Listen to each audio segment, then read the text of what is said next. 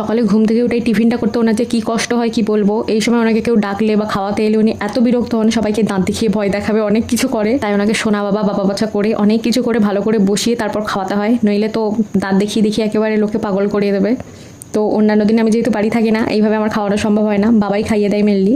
আর সেদিনকে বাবা বাড়ি ছিল না, ভোট দিতে গেছিলো কলকাতায়, তো সেই জন্য ওনাকে খাওয়ানোর দায়িত্বটা আমার ডিপার্টমেন্টেই ছিল। তারপর আমার ছেলেকে খাওয়ানোর পর আবার মায়ের আবদারে মায়ের টিফিনটাও করতে চাই। এই যে টিফিন করতে চলেও এসেছি, বাট সেরকম কিছু আর হেভি টিফিন করতে হয়নি, একটা হেলদি ব্রেকফাস্ট বানিয়ে দিয়েছিলাম। এর আগে একটা শর্টসে আমি তোমাদের সাথে সেটা শেয়ারও করেছি, তোমরা ছেলেকে চেক আউট করে আসতে পারো।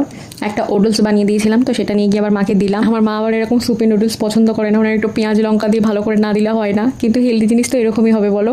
তো যাই হোক, তারপর ওটা দিয়ে একটা পার্সেল এসেছিলো, সেটা আনবক্সিং করলাম। আর তোমাদের সাথে এর আগে কয়েকটা ভিডিও শেয়ার করেছি আনবক্সিংয়ে, তোমরা চাইলে চেক আউট করে আসতে পারো, আমি লিঙ্ক দিয়ে রাখবো। দেন দুপুরে লাঞ্চটা তো জম্পেশ করে তারপর এক বাটি লিচু নিয়ে বসলাম, সেগুলো তো ভালো মতো খেলামও। তো দ্যাটস ইট ফর টুডে। ভিডিওটা ভালো লাগে